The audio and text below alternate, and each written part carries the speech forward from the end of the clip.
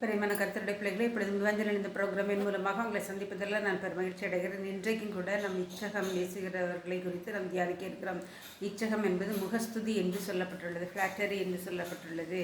என் சத்துருக்கள் வாயில் உண்மை இல்லை, அவர்கள் உள்ளம் கேடுபாடுள்ளது, அவர்கள் தொண்டை திறக்கப்பட்ட பிரேத குழி, தங்கள் நாவினால் இச்சகம் பேசுகிறார்கள் என்று சங்கீதம் 5:9 கூறப்பட்டுள்ளது. சங்கீதக்காரன் சொல்லும்போது தன்னுடைய சத்துருக்கள் யாவரும் தனக்கு முன்பதாக இச்சகம் பேசுகிறார்கள், முகஸ்துதி பேசுகிறார்கள் என்று சொல்லப்பட்டுள்ளது. இந்த முகஸ்துதி பேசுகிற வாய் அழிவை உண்டு பண்ணும் என்று வேதம் கூறுகிறது. எனவே முகஸ்துதி பேசுகிறவர்களை குறித்து நாம் அதிக எச்சரிக்கையாக இருக்க வேண்டும்.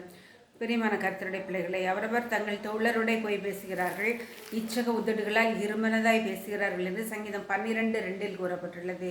இச்சக உதடுகளால் இருமனதாய் பேசுகிறார்கள் என்று நாம் அறிகிறோம். எனவே பிரியமானவர்களே, நம்முடைய நண்பர்கள் பட்டாளத்தை குறித்தும் நாம் எச்சரிக்கையாக இருக்க வேண்டும். நம்ம குறித்து பேசும்போது அவர்கள் இச்சகம் பேசி முகஸ்துதி பேசுகிறவர்களாக இருந்தால் அவர்களை விட்டு நாம் விலக கடனாளிகளாக இருக்கிறோம். மட்டுமல்ல, இச்சகம் பேசுகிற எல்லா உதடுகளையும் பெருமைகளை பேசுகிற நாவுகளையும் தேவன் அறுத்து போடுவார் என்று சங்கீதம் 12:3 கூறப்பட்டுள்ளது. இச்சகம் பேசுகிற வாய், முகஸ்துதி பேசுகிறவர்களை, அவர்களுடைய உதடுகளையும் அவர்களுடைய வாயையும் கர்த்தர் அறுத்து போடுவார் என்று வேதம் கூறுகிறது. எனவே ஆண்டவருக்கு பிடிக்காத செயலை நாம் செய்யக்கூடாது. பிரியமானவர்களே, ஆண்டவருக்கு பிடிக்காத செயல்களை நாம் செய்யாதபடிக்கு எச்சரிக்கையாக இருக்க கடவும்.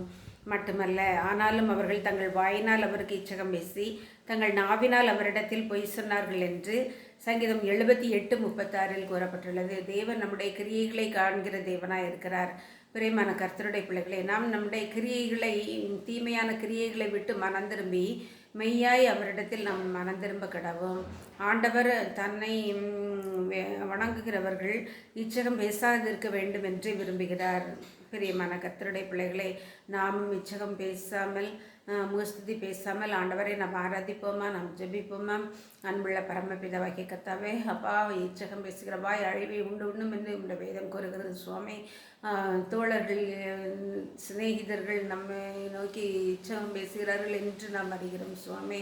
என் தேவனாகிய கர்த்தாவே, எங்களுடைய கிரியைகளை உண்மையாகவே மனம் திரும்பி அப்பா நீர் ஏற்றுக்கொள்ள வேண்டும் என்று சொல்லி ஜெபிக்கிறோம். தொடர்ந்து காத்துக்கொள்ளுங்க, வழி நடத்துங்க. இச்சகம் பேசுகிற நாவை கர்த்தர் அறுத்து போடுவார் என்று வேதம் கூறுகிறது. உமக்கு பிடிமில்லாத காரியத்தை எங்களை விட்டு நகற்றும். இயேசுவின் நாமத்தில் ஜெபிக்கிறேன் நல்ல பிதாவே, ஆமேன்.